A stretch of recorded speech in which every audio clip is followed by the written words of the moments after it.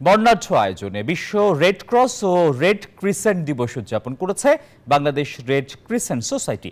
এবছর দিবসটির প্রতিপাদ্য নির্ধারণ করা হয় মানবতার পাশে একসাথে।